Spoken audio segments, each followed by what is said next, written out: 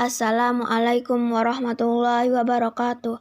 Hari ini saya akan menceritakan kisah Hamzah bin Abdul Muthalib.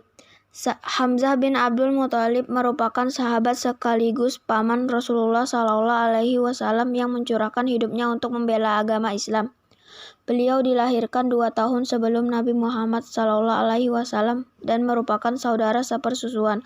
Keduanya pernah disusui oleh Suwaibah, budak dari Abu Lahab. Sebagai saudara sepersusuan yang sebaya, mereka memiliki ikatan khusus. Namun beliau baru masuk Islam di penghujung tahun ke-6 kenabian, tepatnya di bulan Zulhijjah.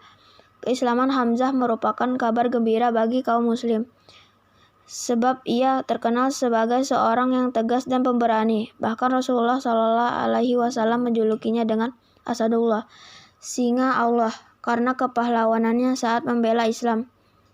Pada suatu hari, Abu Jahal menyakiti dan mencaci maki Nabi Muhammad SAW. Namun, Rasulullah tidak membalas dan tidak berbicara sedikit pun kepadanya.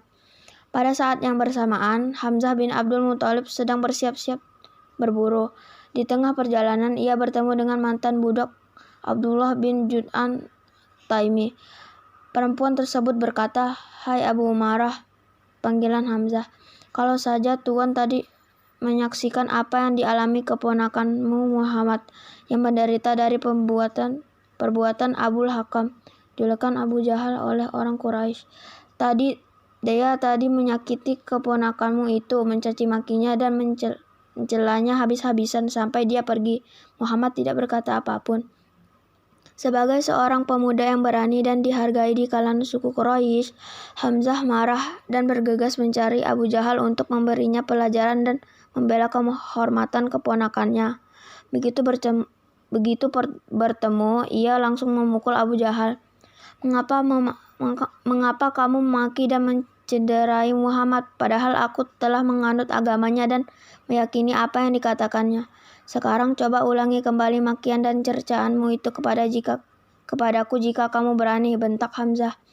Dengan demikian, Hamzah memeluk agama Islam. Sejak saat itu ia setia mendampingi Nabi Muhammad SAW. Bahkan dalam perang-perang tersebut, Hamzah bin Abdul Muthalib mencurahkan hidupnya untuk kepentingan dakwah Islam. Pada perang Badar, Rasulullah menunjuk Hamzah sebagai salah seorang komandan perang. Mengutip dari As-Sahabah Ali radhiyallahu anhu meriwayatkan bahwa Rasulullah berkata, "Berdirilah wahai Hamzah, berdirilah wahai Ali, berdirilah wahai Ubadah bin Al-Haris."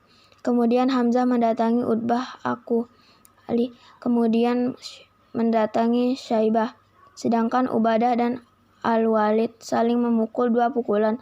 Setelah kami mengalahkan musuh, lalu kami menuju Al-Walid dan membunuhnya. Kami membawa Ubadah kembali ke pasukan kaum muslimin.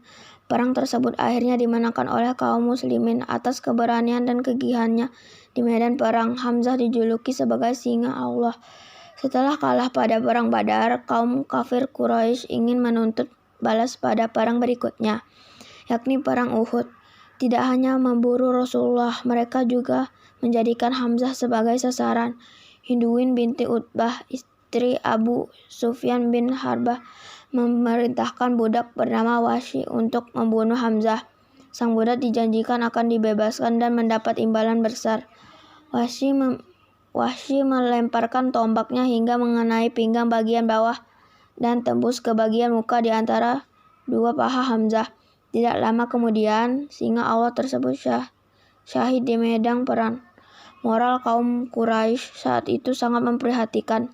Karena dendam yang luar biasa, mereka tega memperlakukan jenazah tentara muslim dengan tidak manusiawi. Jenazah Hamzah dibelah nadanya oleh Hinduan, kemudian diambil hatinya. Ususnya dikeluarkan dari perut untuk dikalungkan di leher Hinduan. Nabi Muhammad SAW sangat marah ketika mengetahui pamannya telah terbunuh dan diperlakukan secara keji. Namun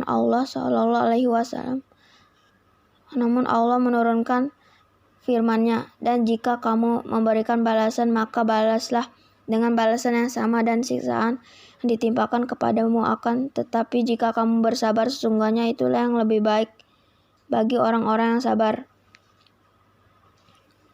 Assalamualaikum warahmatullahi wabarakatuh.